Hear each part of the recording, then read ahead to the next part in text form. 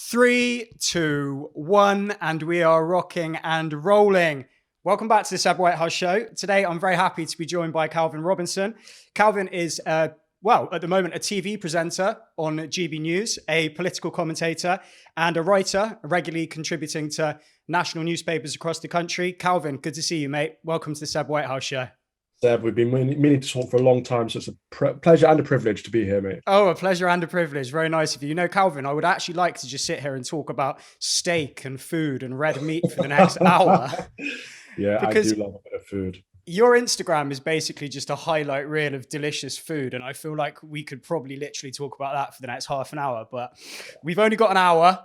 So we better skip the food chat and do that another time. As much as I would like to dive into it. Absolutely. I mean, life's too short not to eat good food. It really is. It really is. And actually, I'm interested to know, you've become a lot more well known over the last couple of years. Has your sort of diet and the standard of your dining improved as your notoriety has increased? Not at all. No. I've always eaten like this. Have you really? Because I see on Instagram you're constantly eating like high grade food in London restaurants, and I'm thinking, okay, so since I've known who this guy is, he's definitely become more well known. Is he really just like making hay while the sun shines and really like? But no, I just like the finer things in life. What can I say? Good man. Good for you. Good for you. So yeah, as I say, you've become more well known over the last couple of years. It seems many people, as I'm sure you know, will find your opinions on topics such as kind of race, free speech, and lockdowns to be contentious and controversial, whereas others praise you for what they see as sort of simple, old-fashioned, straight-talking, common sense. And I suppose how people view you probably drastically depends which side of the political aisle and our increasingly fraught political divide they find themselves on. How does it feel to be contributing to the public discussion during such a ridiculously divided time? Well, it is, to use that word again, a privilege to be able to be a part of such important conversations. But at the same time, I'm just saying what I believe most ordinary people think and things that people used to say when they were allowed to say what they thought. I'm not saying anything that special, but that's why it's so annoying that elements who are opposed to what I'm saying are like, that's controversial, that's outrageous. It's like, no, this is what talk to some normal people, you'll find out what they think. There's this idea that the metropolitan liberal elites or, the woke lot on the left are somehow superior, they're morally superior, they've got a self-righteous vibe about them. They think that they know what's best. They think they have the best opinions. They think that everyone else is bad or wrong, and it shouldn't be like that. Yeah, you said speak to normal people and find out what they think. However, a lot of normal people increasingly don't want the hassle of sharing their opinions and are self-censoring, because even though the majority of people that I imagine agree with you on, at least to some extent, on at least some issues, probably until at least maybe a few years ago would have been quite happy sort of speaking their mind and saying what they think. But nowadays, I think people are much more reluctant. So what I want to know is, do you find it fulfilling on a personal level, speaking your mind? And if so, what advice would you give to people that are reluctant to just say what they think? Yeah, it is a great shame that people are self-censoring. People feel like they have to in order to protect their livelihoods or just to have an easy life. Most people just want to get on with their own personal life, raising a family and all of that kind of stuff. They don't want the battle. And it is a battle of just speaking your mind. But I think it's important that we do, because these people that I talk about, the woke, the metropolitan liberal elites, whatever you want to call them, they think that they're right because they are the only voices they hear quite often. They don't, like I say, they don't talk to normal people, but also they assume that they know what people think. And if we don't speak up, if we don't say, actually, no, I don't believe that this is a racist country, or no, I don't believe there are 99 genders, I don't believe you can change your sex, all of these things, if we don't speak up for good old-fashioned British values and say that, it's fine for anyone to come and live and work here, as long as you're contributing, as long as you're integrating into our society, into our culture, and things that, just make sense. If we don't say these things, people won't know that we think them.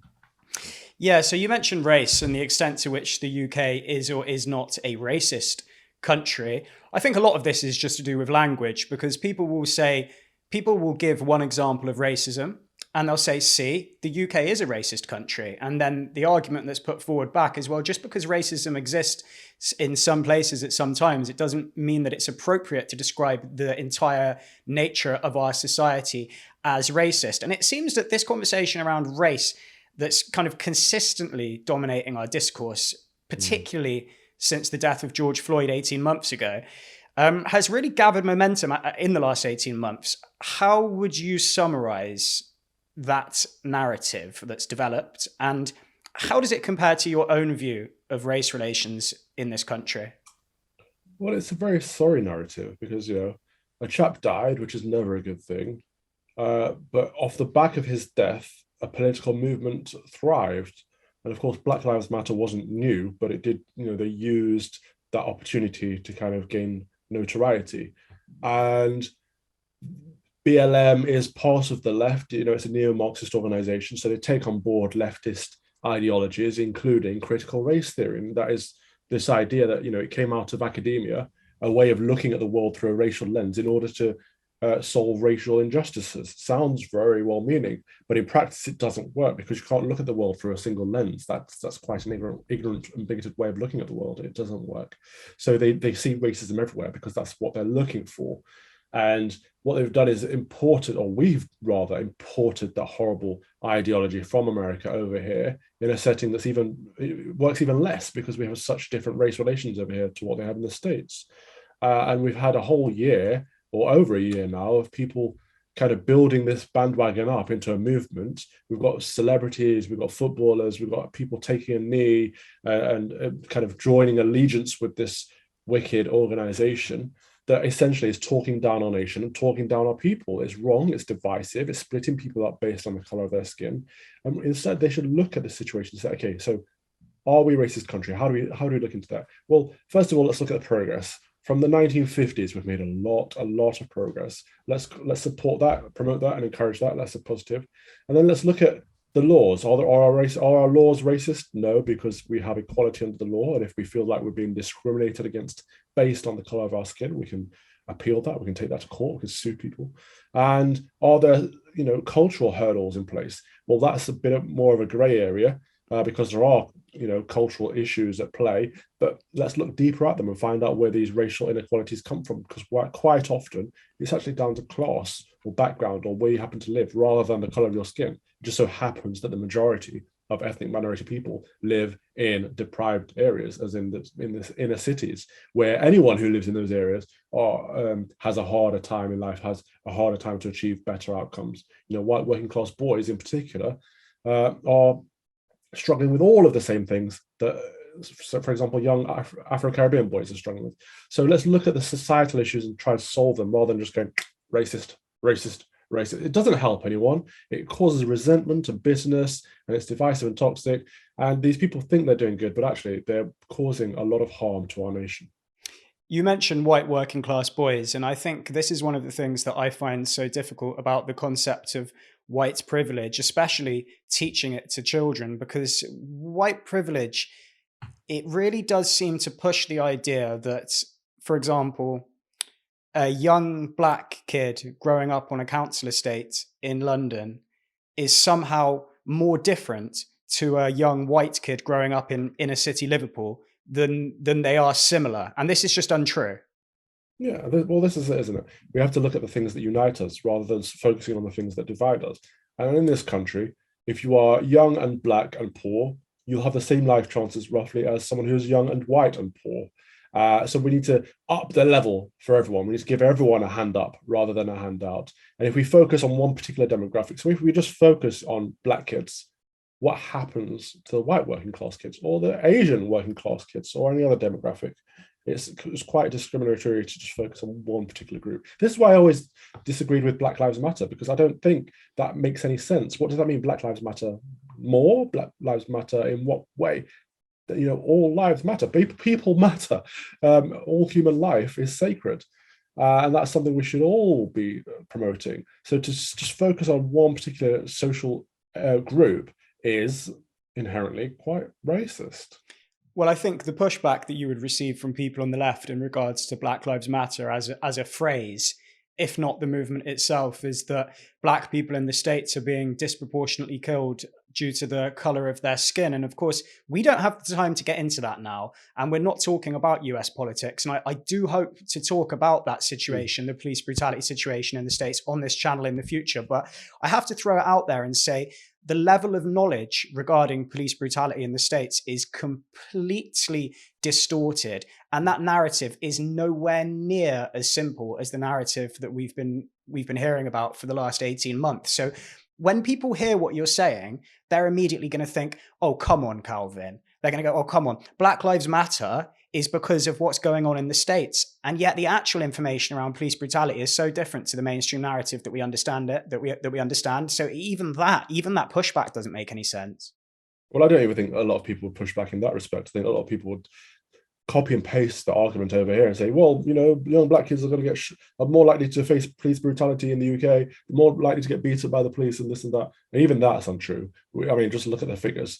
Police brutality isn't a major issue in this country. It's an issue everywhere, and it should never be a thing. But in this country, it's not a major issue compared to what it is in the States. And the people that are victims of that horrible issue tend to be white people, because it's a predominantly white country, and that makes sense statistically.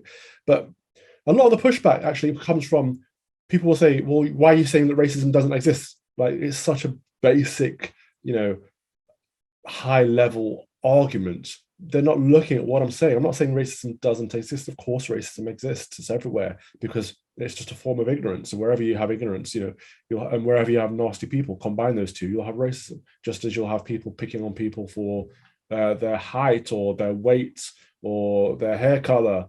We'll always have people being nasty to other people. I'm not saying that's not wrong, but what I'm saying is this isn't a systemically racist country or an institutionally racist country. I'm saying this isn't a racist country by default. I don't think you can bring down an entire country and its people based on a few individual events. And if you want to solve the problem of race or solve the problem of racism, first of all, stop making race such an issue in everything. But secondly, look at what the disparities arise from. So just to clarify, am I correct in saying your position isn't that racism doesn't exist? It's that specific examples of actual racism in society aren't mutually exclusive with the fact that there's also a highly corrosive moral panic around racism, which has the potential to kind of dwarf the very issue it purports to be trying to solve. Yeah, exactly that. The whole argument, the whole race relations argument, is further perpetuating the racial divide in this country. We've seen racial tensions increase since Black Lives Matter movement took off. We've seen instances of racism increase. I personally, anecdotally can account to that. I've had more racism in the last 18 months than I have in the entirety of my adult life, and that's been a result of this Black Lives Matter movement. A lot of people who don't share your political views or your views on race will hear you making these points, and they'll assume you're middle class, born with a silver spoon in your mouth, and you've never experienced racism or what it's like to struggle as an ethnic minority in this country. What is your background, and how does that inform the opinions that you have today? It is a good question. I will answer it, but at the same time, I also want to say that it's important that everyone is allowed a say in this conversation. And so often we shut people down by saying, well, you haven't personally experienced this. Or, it's not just in the race debate. People say, well, you're black, so you want to have an opinion. In other debates, they'll say, well, you're not a woman, so you don't have an opinion. Or you're not trans, so you don't have an opinion. I think it's wrong because we all live in a society that we share together. Therefore, we have to fix it together. And we can't suppress people's opinions. But in order to get to your question, I grew up in the Midlands, in Mansfield, Nottinghamshire. My family were one of, if not the first black family in town. And I've experienced a lot of racism growing up, being, the only black kid in school. We had fireworks lit through our letterboxes. We had people climb onto our garden to steal our laundry off the line. We had people spit at us in the street. We had real nasty ignorance. We had properly racism. It's nothing compared to what my father had and what his father had.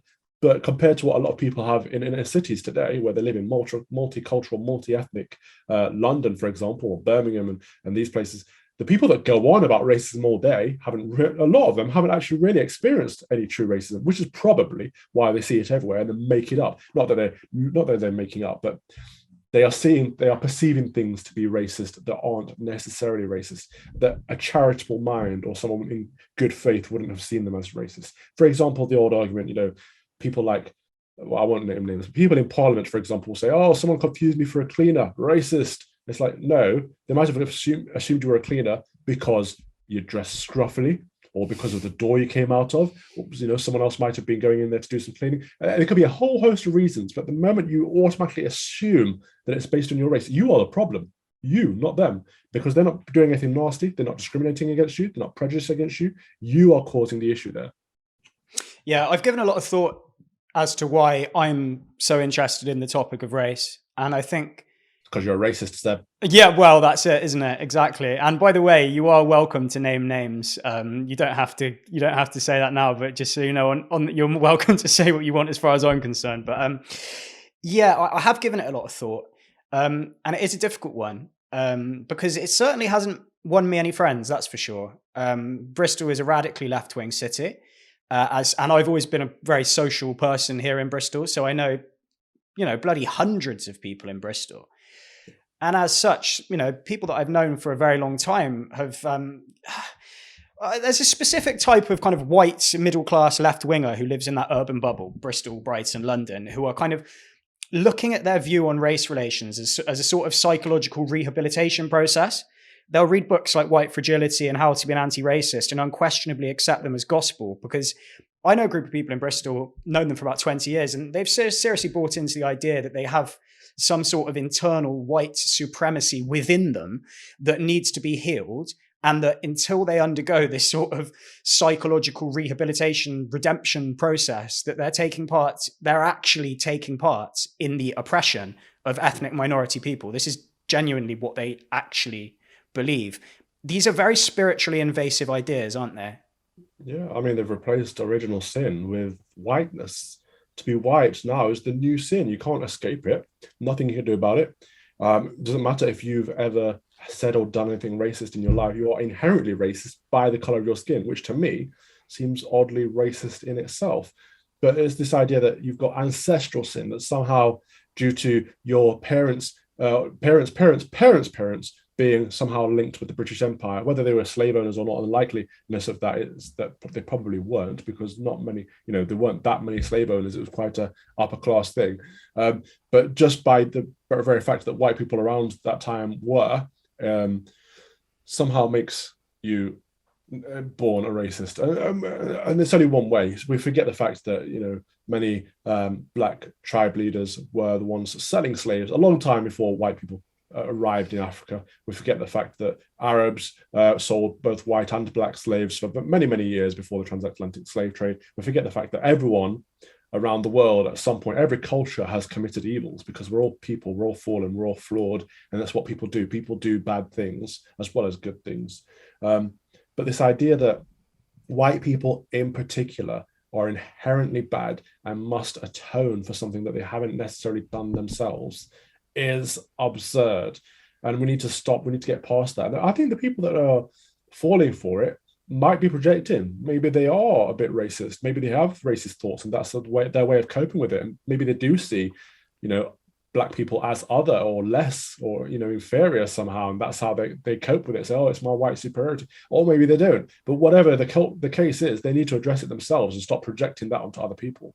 Yeah, well, a lot of my working class friends who know some of these more middle class friends who take on these ideas have a theory that they think that there's a sort of guilt involved with the sort of the wealth that the more middle class friends have. So a lot of the more middle class people I know that are really latching onto these ideas might have inherited money from their parents, or they might have like a cushy bit of extra money each month on top of their job, that sort of stuff. And the working class friends I've got, who are the white working class friends I've got, are looking at them going, hang on a minute, are you just talking about white privilege because you know that you're privileged and you feel a bit bad about it? Yeah. Again, it comes back down to class and wealth and backgrounds and all these things that have a far bigger impact on our lives than the color of our skin.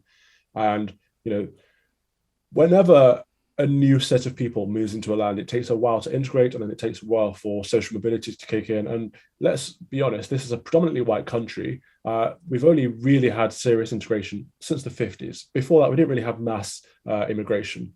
So, of course, the Black Caribbean community has integrated at this point, and we see the Black Caribbean communities are very much in line with white British communities in values, in wealth, in class, and all of that kind of stuff. Which is why white working class boys and Black Caribbean boys do is pretty much the same in school, all of that kind of stuff. But what we have to do is help, or not help, but support and encourage working class individuals to rise up the ladder. We have to improve our system of social mobility in this country. That helps everyone, Black, white, Chinese, Asian, whatever, it doesn't matter. Rather than making it an issue of saying, well, why are Black people behind? It's not a case of they're behind because of the color of their skin. It's a process, and everyone who is behind needs encouragement, support, and systems to enable them, if they choose to, better themselves. Yeah, and of course, the great irony is that by disproportionately focusing on skin color and not looking at cultural factors and family factors, what you're actually doing by preaching about racism consistently and putting every racial disparity down to racism, you're not actually diagnosing the problem correctly. And how can you possibly solve the problem without diagnosing it correctly? Absolutely. You mentioned original sin a minute ago. Which is very interesting. Do you think there's something like that going on, a sort of secular religiosity filling the void? People want to latch onto these movements to provide them with a sense of meaning and purpose, moral superiority, and not really pausing to question if the movement is useful or if the moral purity that the movement promotes is even legitimate. It's essentially just to make them feel better about themselves. That's their first port of call. Yeah, I think that's 100% what this is. I think we've lost our faith, our national faith. The established church has taken a step back and become a bit of a public institution for whatever reason. But, especially over the last 18 months, as COVID has taken over the world, or at least the responses to COVID has taken over the world, people have been searching for spiritual guidance, and they've latched on where they found it. So whether that's Extinction Rebellion or Black Lives Matter or any other of these wicked little cults that offer a moral code, offer a community, we've seen this all over the shop. These days people are alone and are lonely, more now so than ever, because community has broken down. A lot of this is due to the internet, because we're more connected to people than we ever have been, but of course we're more disconnected to the people immediately around us than we ever have been before. And people want to feel a part of something. I think that's quite why we see such a rise in the trans movement, because you could be the most autistic, lonely individual in the world who doesn't know how to socialize, and the very instant you say, I identify as XYZ, you have an entire community, you have a family, you have a group that is yours, you identify with, and that they will take you on board immediately, and that's helpful. It is, and it also does inspire a slight bit of empathy and compassion, because people do just want to be loved. They do want to belong, and they do want some sort of identity, whether it be political or religious. And it's sad that we've reached a point in society where people are grasping for these identities with such enthusiasm and fervor that they're not pausing to think if it actually does them any good. It's almost like if you're single and you're going out on dates, if you're too needy and desperate, it's extremely off-putting. People are needy and desperate with their identities at the moment, and it's not doing our society any good whatsoever, I don't think. People aren't taking the necessary time to figure out who they are and what they think. They're kind of just latching on to the nearest movement that make them feel like they belong. Well, it's because they're being told what their identities are by the left. The left is shoving us in boxes, as they always do. It's quite patronizing. You are Black. This is what Black people think. This is how Black people vote. The same for women and this and that. Everyone has a group now. But the problem is, these movements behind this, they have their own codes, but their codes are corrupt. The code of, for example, cancel culture. If you've said something in the past, doesn't matter how long ago, if you tweeted something 10 years ago that might have been slightly homophobic, racist, transphobic, doesn't matter what it is. If you fall foul of their code at some point, you are cancelled. But there's no forgiveness in these cultures. This is why the true faith of, well, I would say the true faith of Christianity is better, because we preach that everything comes down to love, hope, and charity. And at the forefront of that is forgiveness. We all make mistakes because we're all fallen individuals, and someone should apologize, someone should repent for their mistakes, but then they should be forgiven and welcomed back. And in these woke cultures, there's none of that. Yeah, well, I was talking to Anaya about this when she was talking to me on this channel a few weeks ago, and I think part of the reason for that is that we all have a line when it comes to forgiveness and redemption. We all have a line. For example, I'm sure there's many crimes that you and I could agree that we wouldn't particularly want to forgive someone for, and these are the type of crimes that people would be jailed for. I don't need to list them, but there's some moral sins which we look at someone and go, I don't know if I can forgive you, or I don't know if I want you to be part of society. However, what seems to have taken place at the moment on the left is that you know what I'm getting at here, don't you? The sort of these sins have become so all encompassing that actually they genuinely believe there will be people who would hear us talking now and genuinely believe the things that we're saying are unforgivable. Or at least they'd think that we're so wildly detached from the truth that we'd be impossible to communicate with, we'd be impossible to share ideas with. It would be like that we're the ones that have been radicalized. And so that's the issue. Forgiveness is important, but in the minds of many people on the left, we're past that point now by saying the things that we're saying. Well, we are in a sense, and they are too. It is impossible for us to communicate at this point, because on the far left, they're all talking about feelings. Everything is anecdotal.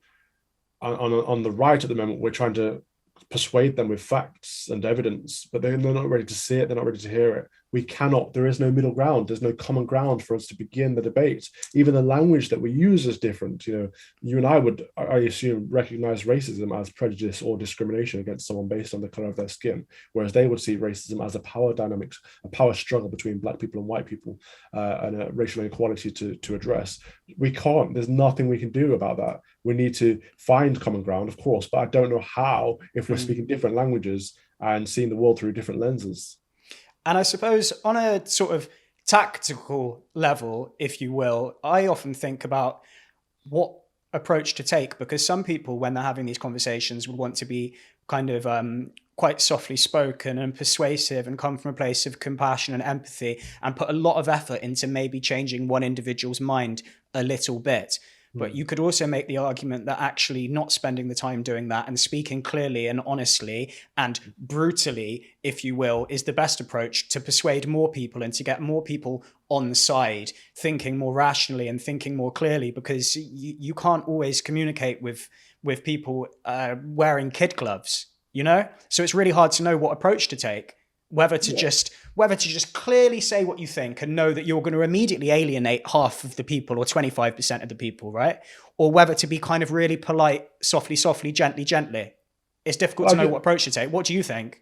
I do try to be polite, but at the same time, I try to be clear and honest and just speak the truth. I don't tread on eggshells. I don't try to be too diplomatic. I don't try to be politically correct. I can't do that thing where people, use 10 words to say what could have been said in one just because they're being so careful not to offend anyone. I just say it honestly and openly without trying to cause offense. But if people take offense from my words, that's on them. If I wasn't intending to cause offense, that's on them, not me. And I'm not worried too much about that, because I think at this point, the hard left is lost. I'm not here to persuade them. I'm not here to convince them. I'm not here to change their minds. I'm not interested in them at all. I think they're damaging and disruptive to our society. What I'm worried about is the masses of people that could be taken in by the hard left, and I'm trying to address them, the moderates, the centrists, and the people on the right. And I just continue to speak the truth as I see it. And if that resonates with people, fantastic. But I will never ever resonate with people on the hard left. So I don't even try to appease them. I can resonate with that. I can understand where you're coming from, because as I said, I know a lot of people in Bristol. I've got a lot of friends around here, and there's just a small percentage of them that unfortunately I've become estranged from, because it becomes very clear very early on in the conversations that this is not fucking going anywhere, and they have made their mind up about me. They have made their mind up about what I think, and they've just been fully indoctrinated. But luckily, and I am happy to say this, even in a city such as Bristol, I have experienced probably more people that I'm able to communicate with, or who at the very least don't care enough to fall out over it. Good. I do want to be careful though, because let's not throw the baby out with the bathwater. It is very easy to point out the conversation about race has become hysterical and to dissect the various loopholes in the arguments offered.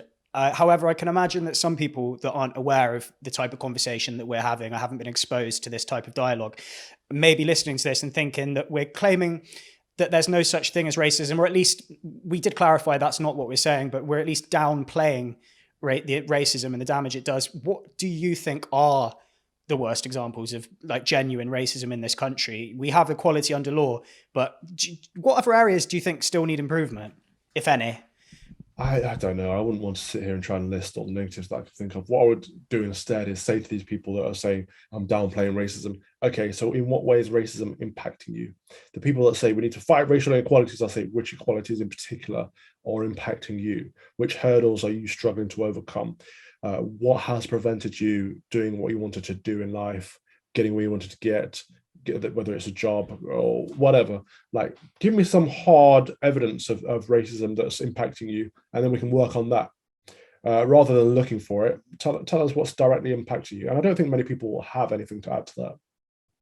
Yeah, I think people can then give specific anecdotal examples which don't serve the purpose of something systemic that we can address and change. Yeah. That's just ignorance. Do you think that one positive part of the extreme view of race offered up by the far left is that it may be making casual racism less acceptable in the minds and lives of the ignorant? Oh, I don't know. It depends. What do you mean by casual racism? Well, we've spoken about how there's always ignorance around. There's always ignorant people.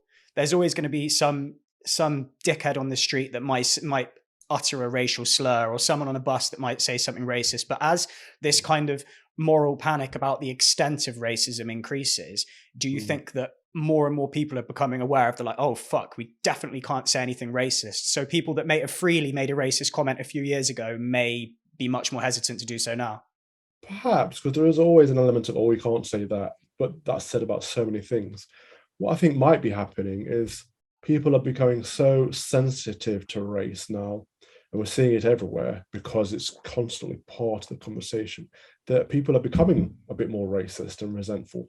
I myself have noticed that I can't just walk around London anymore without noticing that all the billboards have black faces. I'm like, another one, oh, mixed race, black, mixed race, black. Is this a black country that I'm living in all of a sudden? Like, if I'm noticing it, you can guarantee other people will be noticing it too. And if a white person is noticing that actually in a predominantly white country, all of the advertisements, whether it's billboards or TV ads or newspaper ads, all of a sudden seem to be erasing them, that might have an adverse effect. And I don't think people designing these things are thinking about that. It's, they're overrepresenting minority groups, and I'm sure it's well intentioned, but it is wrong.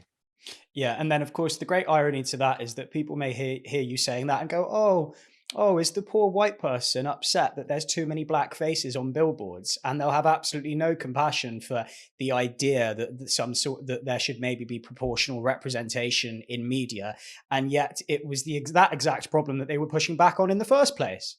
Well, it's like everything on the left, it's hypocrisy, isn't it? I don't think representation is that important, but they fight for representation all the time.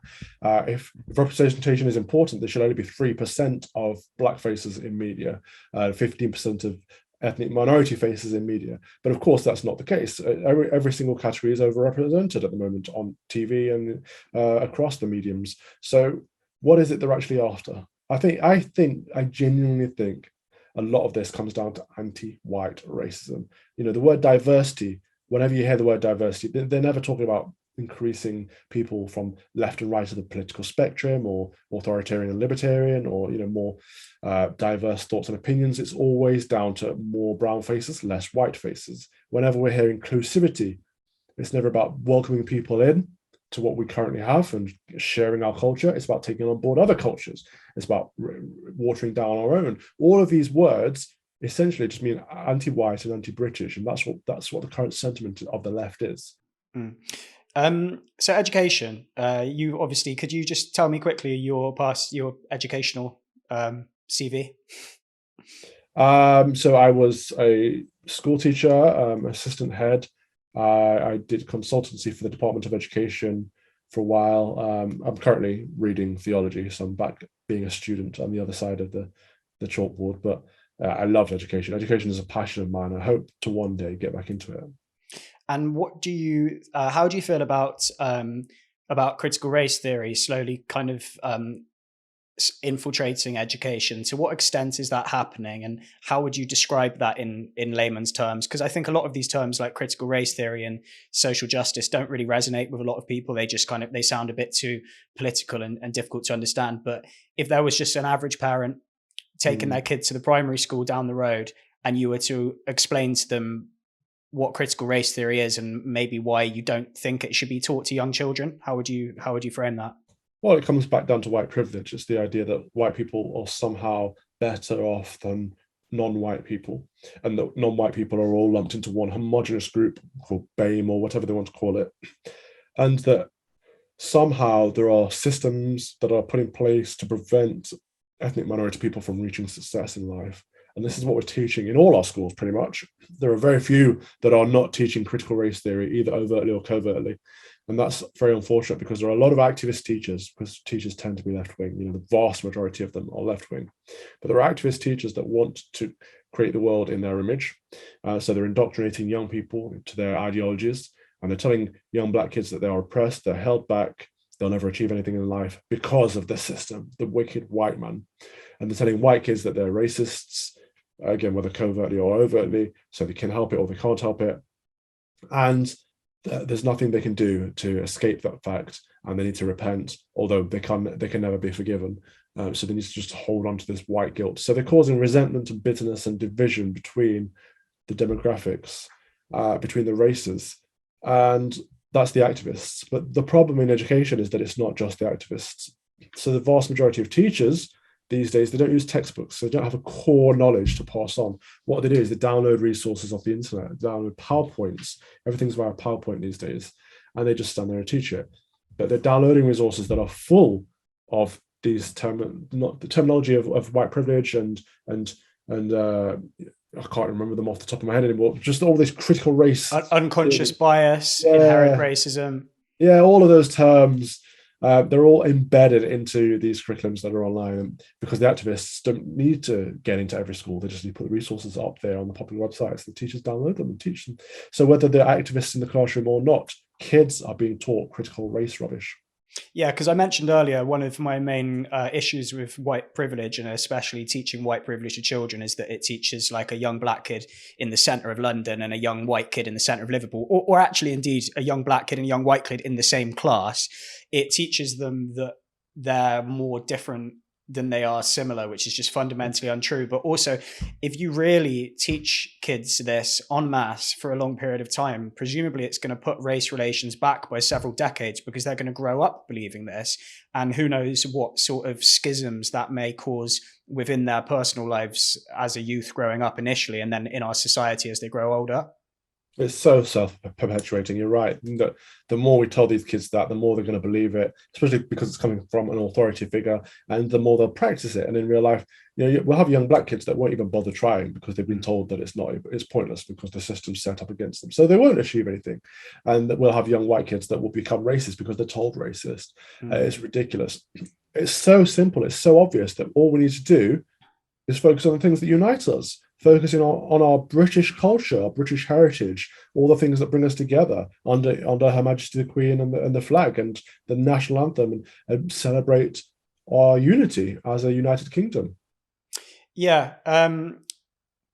There seems to be a pretty hungry appetite amongst sort of activists, and I imagine teachers, to alter the curriculum to talk more about the slave trade and empire, which I don't think is like necessarily a bad thing intrinsically. If that needs to be done, if it is a legitimate account of history, and if there's no sort of overcorrection due to their own political persuasions, what do you think about that? Because it's not that I'm one of these people that thinks, oh no, we should only teach the positive things about the British Empire. Of course, we should teach a well-rounded view of history. But the reason I would resist this activism to have this taught more in schools is because I get the distinct impression that they're just trying to swing the pendulum all the way in the other direction. Yeah, exactly. They just want to be told how the United Kingdom is a bad place, always has been, because the British Empire was terrible, committed atrocities around the world, enslaved people, and this and that. It's just so stupid. It is false, first and foremost, because the British Empire, it was implicit in the slave trade, as well as many other atrocities throughout history. But also, it also ended, or was a big part in ending the global slave trade. We still paid for that until very recently. It also spread to charities, hospitals, schools, the English language, railways around the world. The British Empire did a lot of good around the world, actually, but we don't teach that, and we're not allowed to teach that. We're not allowed to talk about the positives because the negatives are ruled as so bad. They don't want to teach a holistic view of history anymore. And it's not even just that they want to teach about the bad things. They also want to teach history in a racial context. So there's this whole argument of more Black history. It's like, what is Black history? We don't teach history based on skin colors. We teach history based on our environment. We teach British history because it's our country. We teach the European history because it's our continent. We teach world history. We teach the things, the events in history that have shaped our nation into what it is today. We don't say this is what white people did, this is what Black people did, because that wouldn't make any sense. And well, of course, this is a predominantly white country, so most people throughout history will be white until relatively recently. But also, who looks at the world in that way? It's quite sad. So I just to change the topic briefly now to kind of the concept of conservative values, because as I've mentioned, I grew up and still live in Bristol, which is a radically left-wing city. And until around 4 or 5 years ago, I genuinely believed, and as I think many do, that the political divide between left and right was as simple as this. The left are the good guys. The right are the bad guys. The left are tolerant and empathetic. The left cares about people, whereas the right are the bad guys. And that was something that I grew up ingrained within me. And I think that that's many people's political perspective really is that simple, and it really is that low resolution. What I found is the more you kind of step away from the left and take a neutral perspective, that branding falls apart quite quickly. But I do think it's easy to understand why so many people get sucked in by it, because if they're sold that idea, of course, that's the route that they're going to go down. And then when you have that mixed in with the idealism of youth, which, there doesn't seem to be as much of a kind of widespread understanding as to what conservative values actually are. There's a widespread understanding of what leftist values are. Now, whether or not that widespread understanding is correct is obviously extremely up for debate, but at least it has branding. We're the good guys. We're the nice guys. How would you define conservative values? Well, conservative values are difficult to define because it's not an ideology. It's not an idea of we want the world to look this way. The left want to be ever progressive and change our environment, whereas the conservatives, the whole purpose is conserved, is to protect the past for the future. And British values, just like conservative values, are quite vague because we're an understated nation. We don't have that. This is what we stand for. It's intangible. We know it, but we can't necessarily always define it.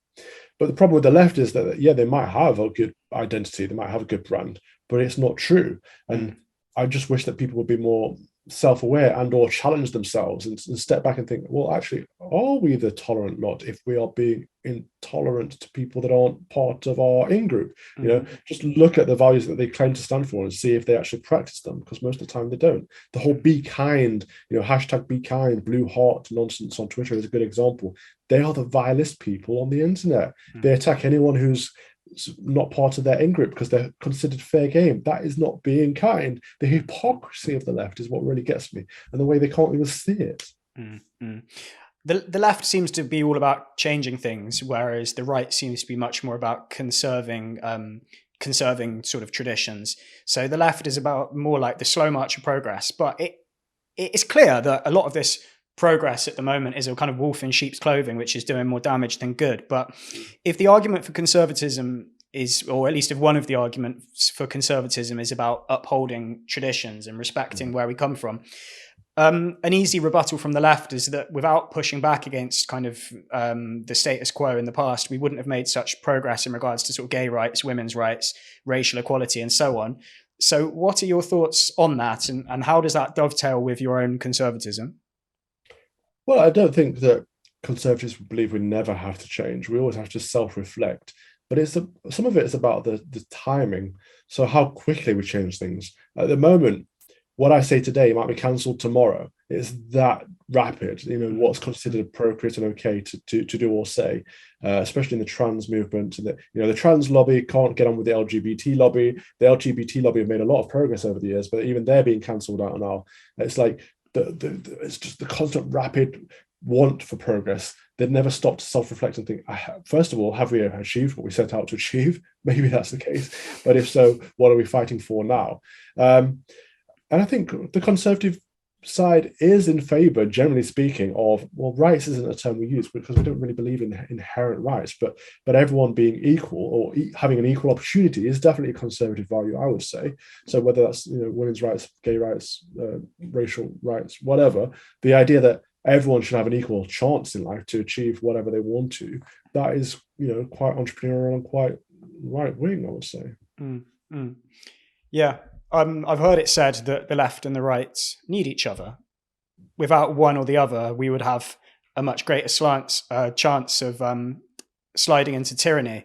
So obviously, human history has demonstrated that countries that slide too far in either direction end up in corruption at best, or loss of human life in great numbers at worst.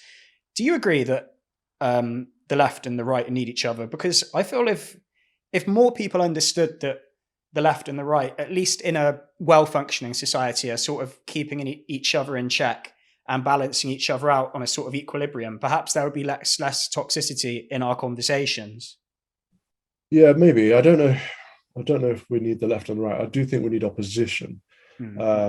That's important. And at the moment, I would say, the current government has shifted so far to the left, and they have no opposition. And the Labour Party are saying they're doing exactly what the Conservatives have done, but harder and longer.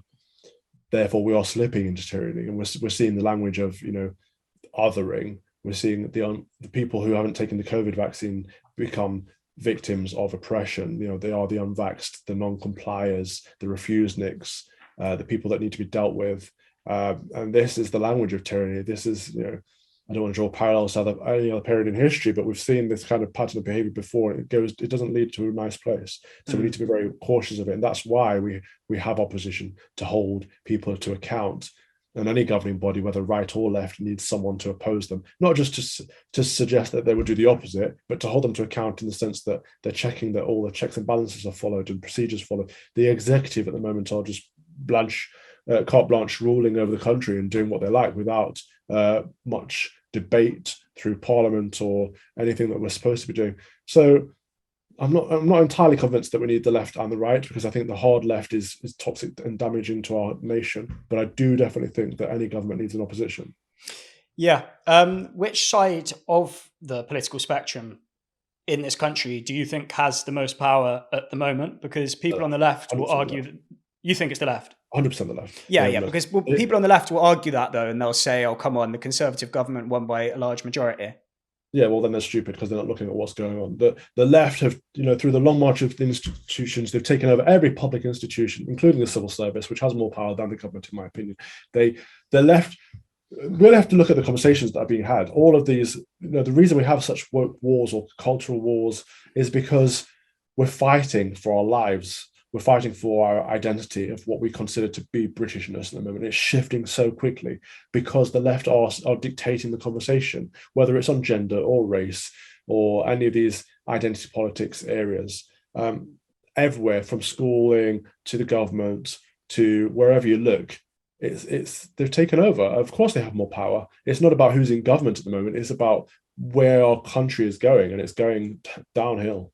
So what you're saying is that the left has the majority of cultural power: universities, corporate advertising, celebrity culture, sort of a lot of mainstream television channels like Channel 4 and the BBC. I don't think a lot of people realize that these institutions are pushing left-wing ideas and theories, not facts, ideas and theories. So it's your view that this cultural power is that they have more power culturally, basically, and you think that that's why they have more power overall? Absolutely. And the problem is, even though the Conservative government might have an 80-strong majority, they're not pushing back on these issues, either because they can't institutionally, because the civil service is set up against them, or because they don't have the will to do it. I think there is an element of appeasement, that they want to reach out to the woke lot, but every time they do that, they are, pretty much falling along their line of the argument and neglecting the small c conservatives, the general public, and it's to our loss, to all of our detriment. Do you see a way forward? You mentioned earlier that you don't know exactly what a way forward looks like. Obviously, politics has always been messy, but the cultural schism that we're living through at the moment is pretty ugly. Is there a way that we can get to a place where civility and rationalism reigns supreme? Yeah, we just need a strong leader. We need someone who is small c conservative, believes in this country, is a patriot, and believes in protecting our traditions, while also looking toward progress to some degree. That will say no to all of this cultural nonsense. Get critical race theory out of our public lexicon, not just out of schools. Stop dividing people based on the color of their skin. Stop flapping around about you can change your identity. You identify as whatever you like. Stop putting women at risk. All of these things, just cut it all flat. Say no, I've had enough of that nonsense. Whilst also supporting and protecting our freedoms, our civil liberties, our right to live a free life in a free country. Whilst also looking after our national security, whether that means on an international level or just making sure that we cut down on the illegal immigration crossing the border. These are very simple things, and we just need a strong leader to stand up and do them. Yeah, we mentioned before we press record that you've got The Strange Death of Europe by Douglas Murray on your bookshelf there, and that it's an incredible book, because until I read that book, I thought that the mass immigration conversation was as simple as, do you like people? Do you like humans, or do you not like humans? As if it was that simple, and it's just so much more complicated. And I really think that everyone should read that book. I have a friend who's she's a left winger, but she's very reasonable. She talks about ideas. She's not overzealous, and she's reluctant to read the book and hasn't read it yet because she doesn't want to have her mind changed. How terrible is that? Well, I've told her how persuasive the book is, and I think she's just like, brain cannot compute. But I might be wrong, but I don't want to admit it. Is a terrible argument. We should all start from the premise that we could be wrong, and I think that's probably a lot to do with why the left are so flawed, because they assume they're right, the self-righteousness of them, whereas many of us on the right think, actually, am I right about this, or am I going down the wrong path? It's a major difference. It is. All right, well, we've only got a couple of minutes left. There was just a couple of things I wanted to ask you just to wind down. Scrolling through your Instagram, a couple of photos that I wanted to ask you about. The first photo, you're standing outside 10 Downing Street. Was this, hopefully this wasn't taken around Christmas time last year, Calvin? that was the Christmas party at 10 Downing Street this year, actually. Yeah, good fun. Although the Prime Minister was making japes about lockdown and all of that kind of stuff, which I thought was quite cruel. But he is who he is. What were you doing at Downing Street, or is that classified information? Oh no, it was the Christmas party this year. Yeah. Oh, this year? Yeah. Oh, right. Okay, I thought you were taking the piss just then. I thought you were still talking about last year. No, it was Christmas party. Little Winston lit the tree. Carrie was roaming around, letting everyone know it was her house. But it was good fun. Oh, that's lovely. That's lovely. And it must. Is that the first time you've been invited to such an event? No, the first time I went to Number 10 was 2017. Actually, was that Theresa? Yeah, Theresa May. Very different vibe. When Theresa May was in there, it felt like she was occupying this historic place, and she was just a small person happening to live there. But now it feels like this is very much Carrie Simmons' house, and you are welcome to be in it. Very different atmosphere. That's very interesting, and you could almost argue that that's kind of symbolic of the way they're viewed by the British public as well, to some extent, or maybe not so much these days. Boris seems to be using some popularity, but I think, do you see what I'm getting at with that? Yeah.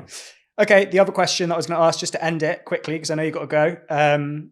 What was it like meeting Jordan Peterson? Because I saw you and him together in a photograph on Instagram.